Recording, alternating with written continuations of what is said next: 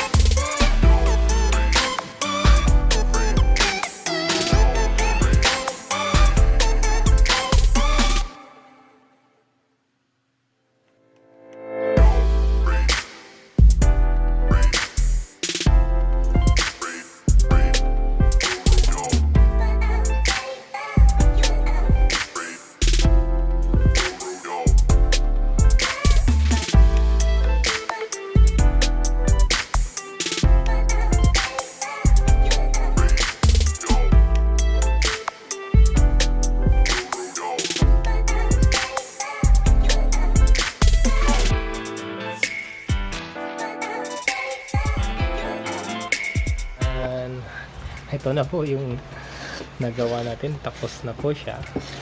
Ang hindi na lang po natin nagawa ay yung takpan nito dito sa kanyang exhaust fan.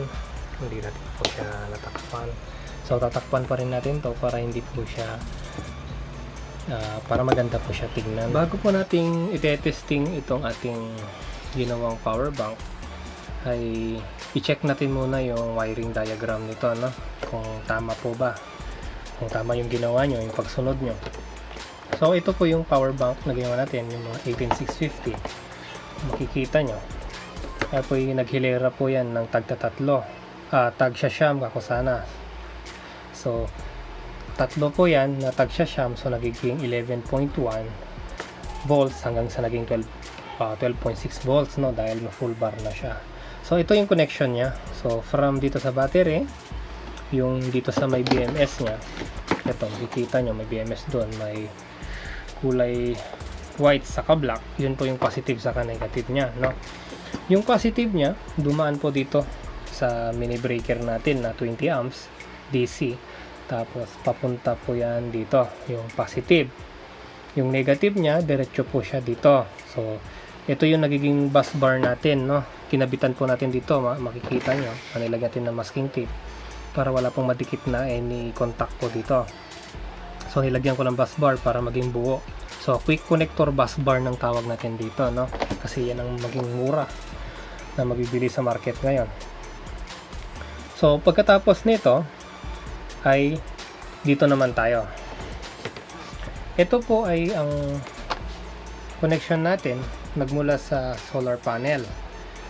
From solar panel, solar input yung nakalagay, yung solar panel na yan, papasok po dito yung positive niya, ang kulay blue ang ginamit nating wire, papunta po dito sa ating mini breaker na 7 ampere DC din po yan. So yung positive niya dito po yan dediretso, ayan, kasi makikita nyo po dito, makikita nyo yung sign ng solar panel dito. So dyan po yan pupunta yung ating positive. Sorry po, naubo ako. Tapos yung negative nya dun din po, dediretso na lang dun din dito. So yung from solar panel papunta sa SCC, from SCC to battery naman. So makikita nyo itong positive kulay red, tapos black naman yung kanyang negative, ay diniretso ko na dito sa bus bar yung negative, diretso pati yung positive nya. So kung magtanong kayo bakit wala pong fuse doon, naging fuse nya ito na po, ng 20 amps. Yan na po yung nagiging fuse nya. Tapos ito po, itong voltmeter, maalala nyo, ito po yung pagkitaan po natin ng voltahe na may kasamang USB port. So yung positive po nito ay sinama ko po dito sa gitna po ng pin ng ating 3 pin na ating switch. Positive pong gitna niyan, negative pong taas niyan. So yung positive ng voltmeter papunta dito, idinaan ko po yan sa fuse, inline fuse. Ayan, inline fuse, nilagyan ko po ng 10 ampere yan dahil hindi naman masyadong mabigat yung anyang load. So pagkatapos dito, yung negative diniretso ko na lang dito sa negative. Tapos yung kanyang, ito yung pinakahuling pin, yan po yung papunta sa load, no. Pupunta yan sa positive side po ng ito yung kita nyo yun, yung female jack. Diyan ko po i-connect yung dulo nito. Tapos yung negative nya diretso na lang din dito. Ganun din sa kabila, yung positive nya i-connect ko dito sa female jack, tapos yung negative diretso na po dito. Tapos yung ating exhaust fan ay diniretso ko na dito yung kanyang positive, positive dito pala, positive, tapos yung kanyang negative ihinati ko, idinain ko ng fuse ng switch para may patay sindi po. Alalahanin po ninyo, ang ginagamit nating switch ay lagi tayong gagamit sa negative.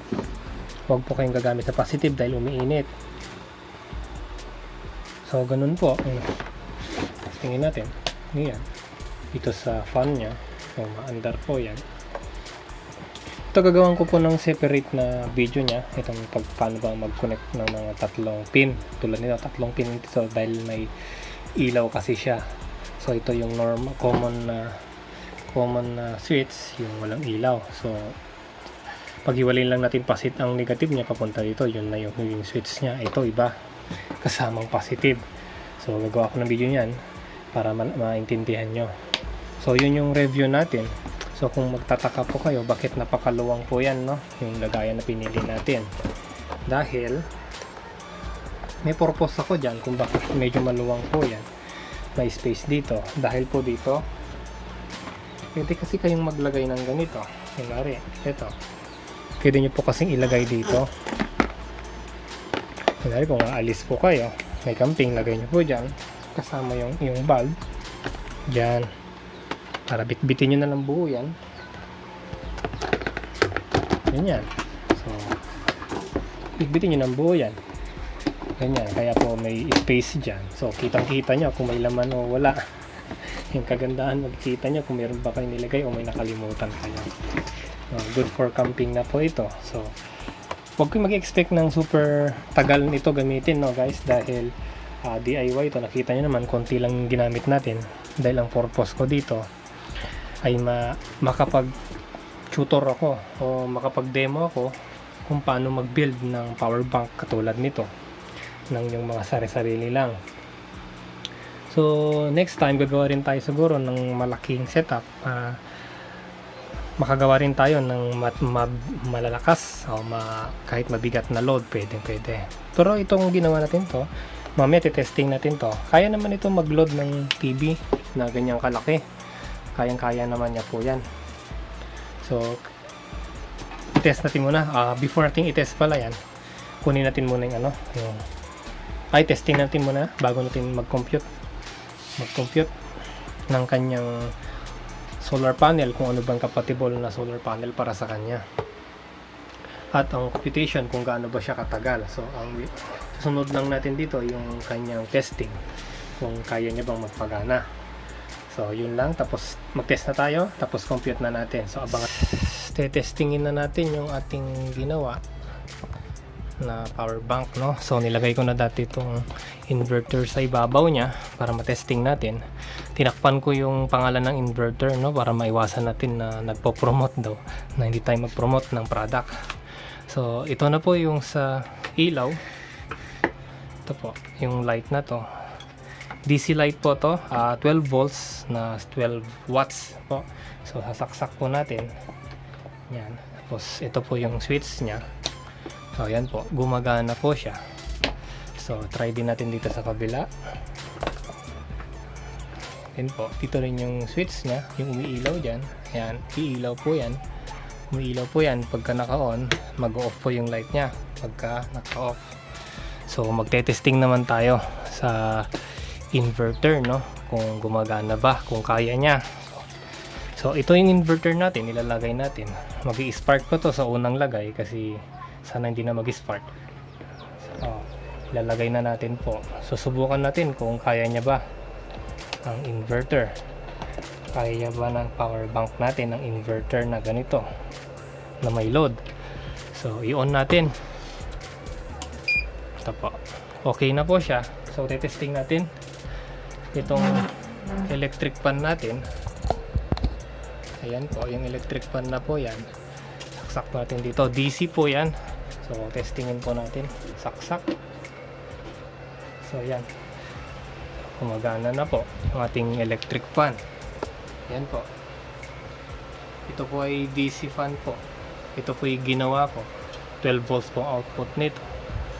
So yan, so testing naman natin kung kakayanan niya ba yung medyo mas mataas na load. Testing kaya natin tong TV, mataas kasi yung saksakan niya. So gawa tayo saglit, kukunin ko lang po yung ating extension para makita natin kung kaya niya ba.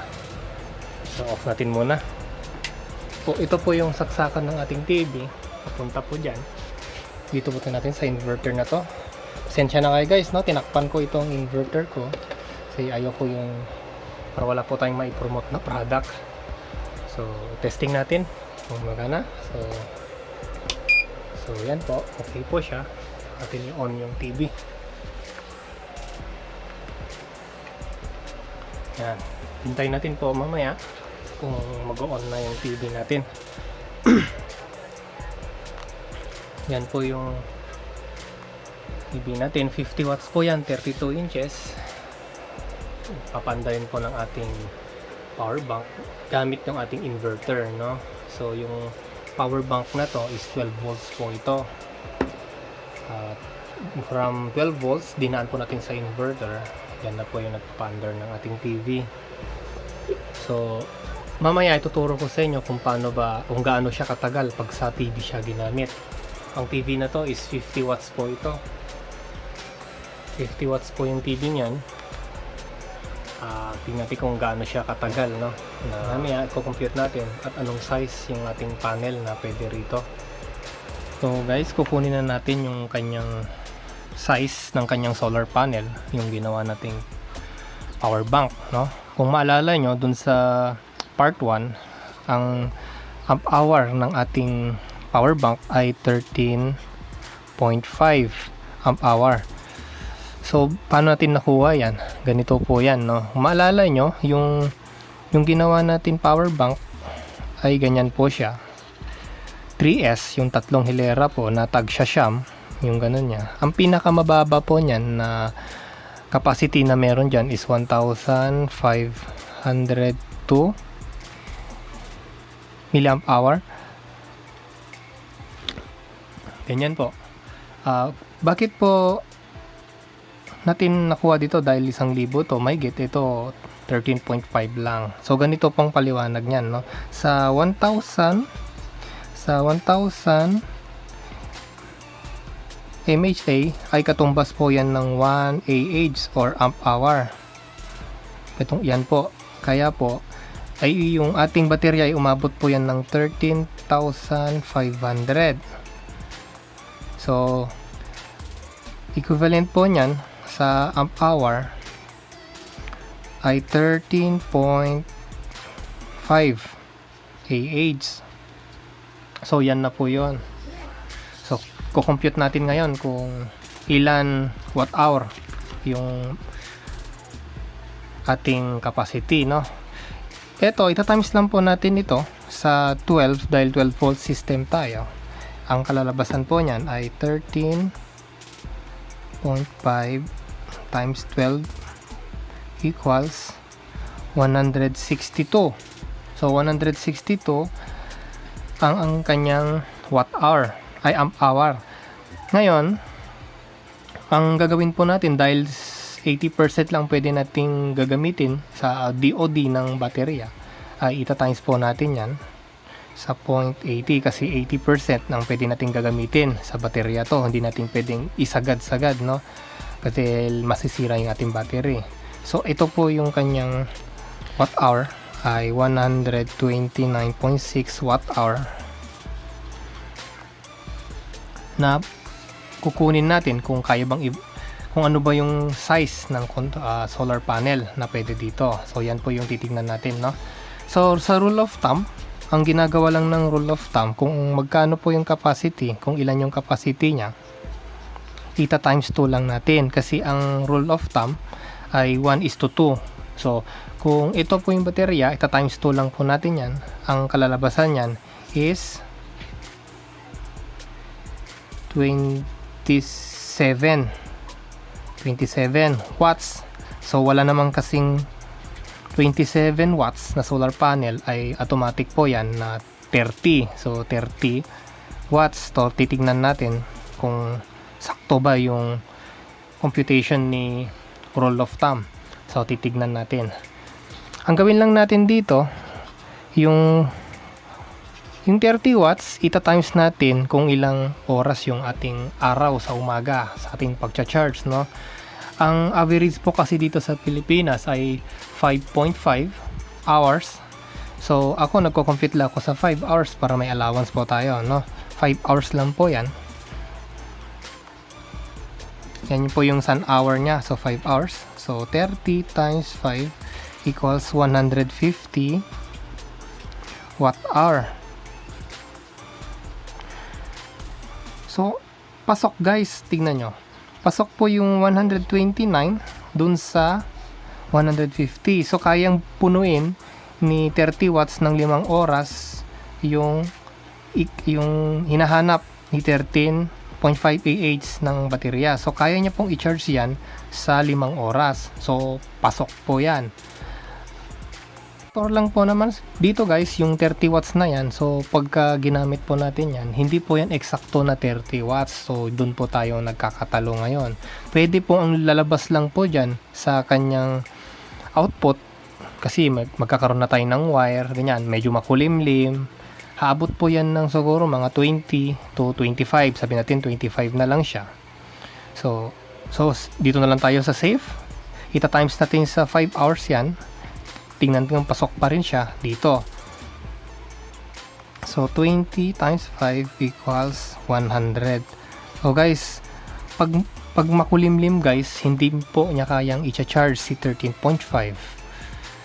Apo. So sa akin kasi guys, ang pagko-compute ko nito, kasi kino-compute ko yung mga factor tulad niyan, may voltage drop o kaya makulimlim, alikabok yung ating solar panel, ay medyo mahina po magcha-charge yan. So hindi po eksakto 30 watts ang lumalabas niyan. So ako nilalagyan ko po yan ng allowance. So pwede na siguro sa 40 watts kasi meron naman pong 40 watts na solar panel. Kung 40 watts ang gagamitin natin, no, at may factor yan, kinwari pumasok yan ng 30, kinwari 30 lang pong output na kalalabasan niya dahil malikabok siya o makulimlim,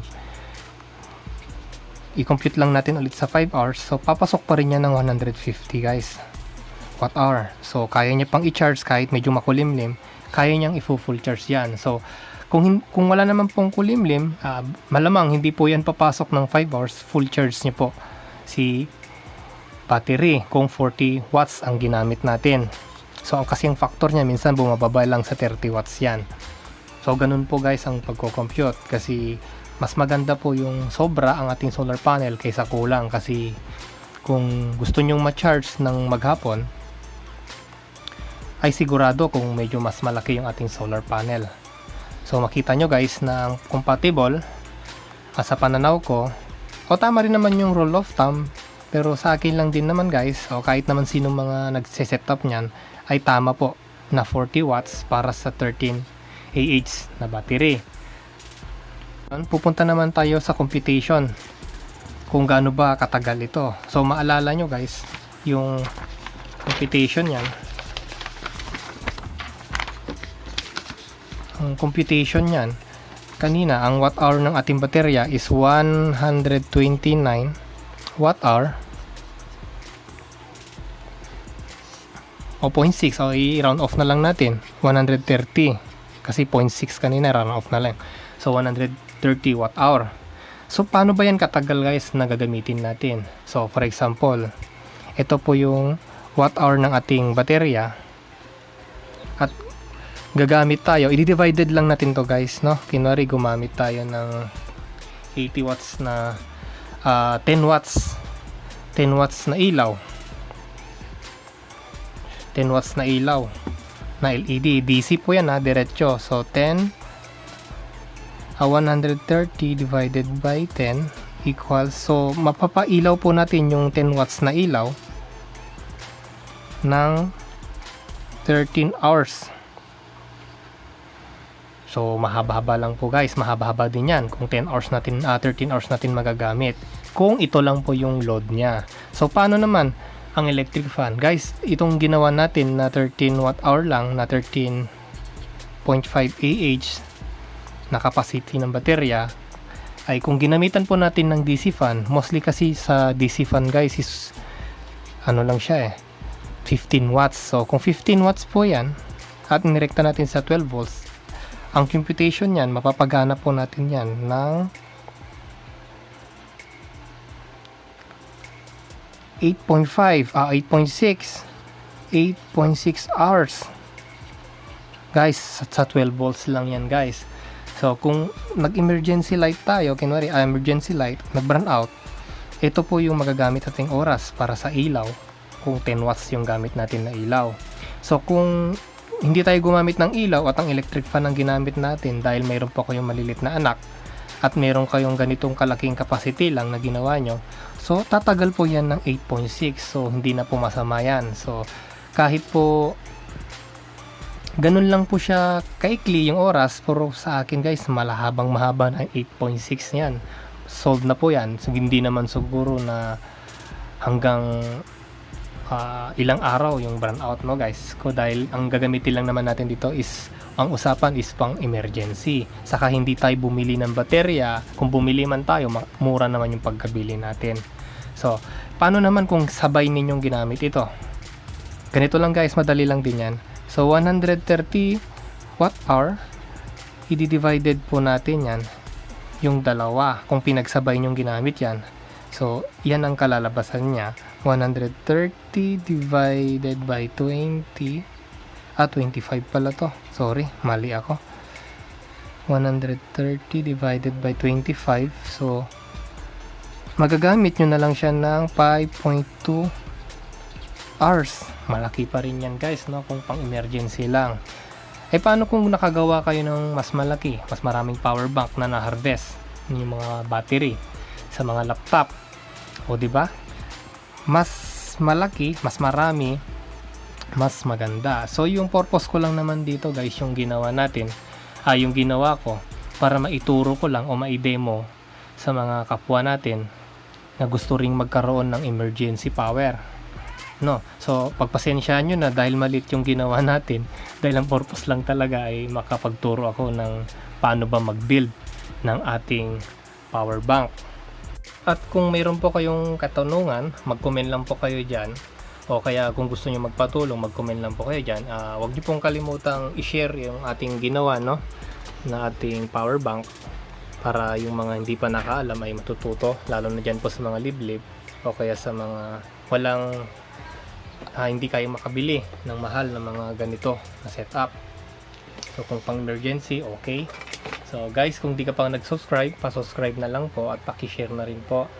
So keep in touch po, na ready po akong tumulong sa inyo.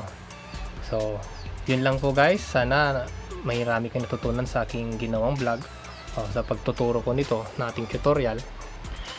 At wala na akong masasabi, yun lang talaga. So God bless sa ating lahat at patnubayan kayo ng ating Panginoon. So goodbye, God bless, and till next time po.